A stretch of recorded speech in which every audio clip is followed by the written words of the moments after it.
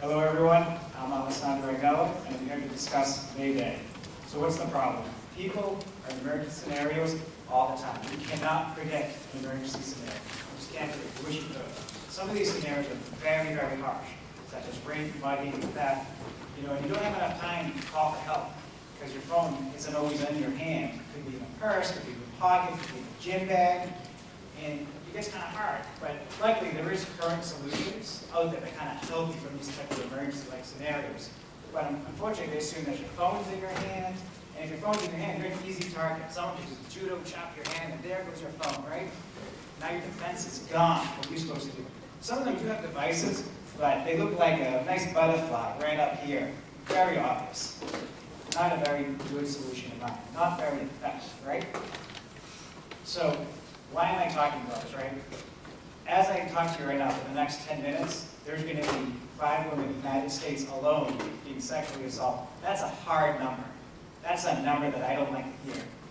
In the world, 38 incidents a second.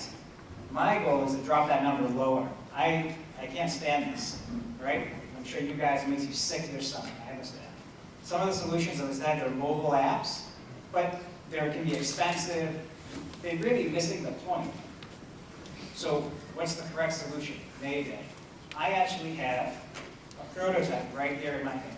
I'm using a necklace version, but it could also be for a keychain, could be used for a watch. It's very easy. It's a fob-based system. What does it do?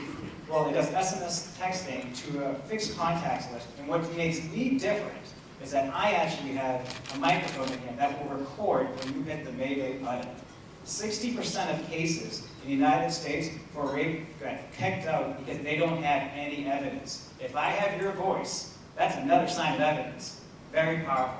I don't know if you guys have ever been in this scenario, but if your phone, you do a butt dial, as they would say, someone can kind of hear you very mumbled.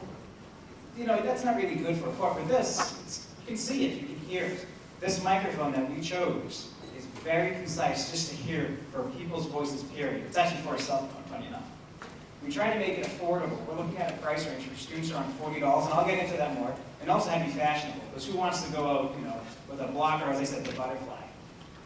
We have a data view for administrators, so when a university such as UMass Lowell or UMass in general want to see what are the statistics of people actually pushing this button, I could actually tell them, hey, here's your analytics of it, and at Friday at 9 o'clock, the corner University Crossing is a bad area. You want to bump up your police force over there. Additionally, when such a scenario may happen, such as rape, I work with organizations such as RAIN to contact them and say, hey, if I send you an email about an incident happening, could you email this person?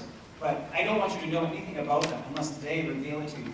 So how is that done? I'm sure you guys are aware of things such as Craigslist. You've seen that weird-looking email. That type of nature. They will never know who you are unless you tell them. All right? And a lot of this is done through Bluetooth low-energy devices right here. So it goes through your phone. So let's talk about where I'm at, what I need, and let's talk about some business plan. So what I've got done, I've got the hardware prototype fully functioning.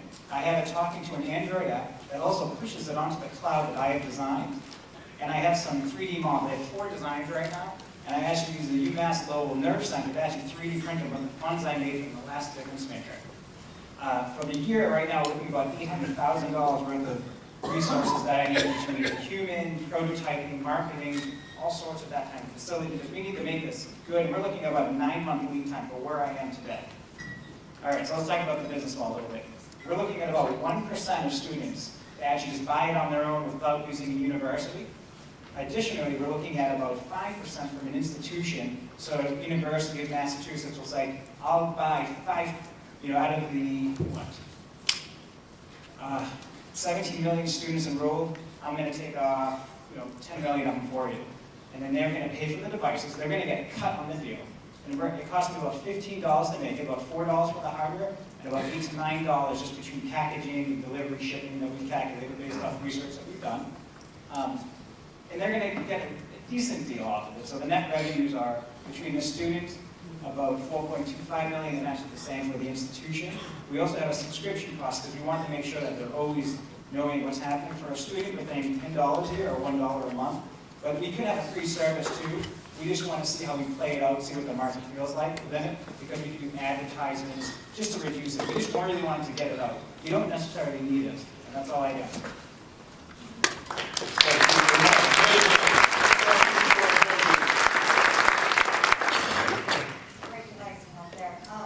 Is there any GPS capabilities for this? So the GPS capability, everything is through your phone. So here it is actually. So this is a 3D printer.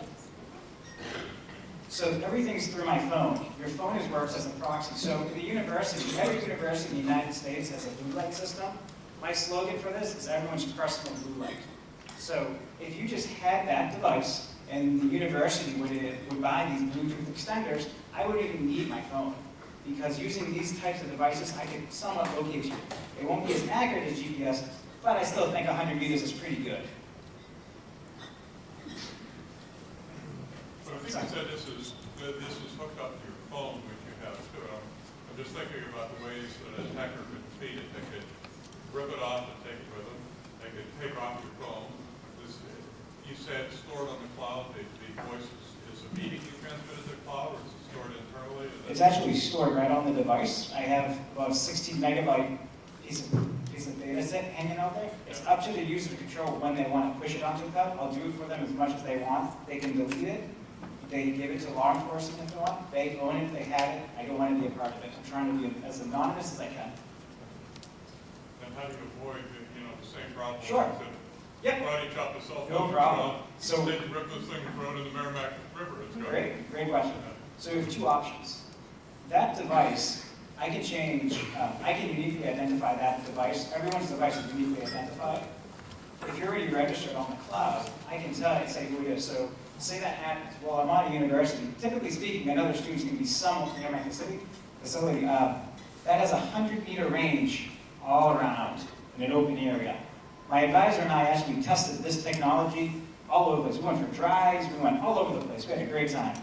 And we were having great connectivity within it. So the idea is that if another student has Mayday installed, they're going to scan for other Maydays. And the way that I'm going to identify it is I'm going to change the name of how it knows what the device is to I'm in emergency mode, so just listen to me and then broadcast for me. So it works as a proxy.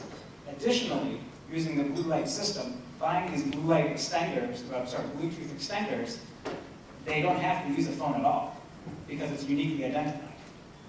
So I've covered both those cases because yes, it did come up, and I said, well, how do you prevent against it? And those are the two solutions as of right now that I can think of. So your intention is a for-profit company? Yes, but our idea is to be as cheap as possible to make it affordable for everyone. Any consideration to, clearly you laid out quite a few of the costs there. Any consideration to more of that being sweat equity where people actually get an interest in the company as opposed to the salary side of it to make it more viable for getting it off the ground? If someone wants to, I'm all for it. Because it's more of the idea. But obviously being for profit, you make a little bit more money with it because this is just one idea that we have that we want to do other ones, all based on safety. Because there's a lot of issues in safety in the world, and I feel people are over here, and these issues are all over here. Can you, legally, can you actually make that guarantee of anonymity? No, unfortunately I can't, because if your phone is shut off or anything, it's just a device. We're never going to claim that, because unfortunately it's way too much legality. I'm never going to go to the FCC and say, hey, I want to be, I want guaranteed connectivity. I just can't do it. Just like a cell phone carrier, they can't guarantee 100% connectivity. Just like, they can have a 99.9% uptime, maybe I can claim the same.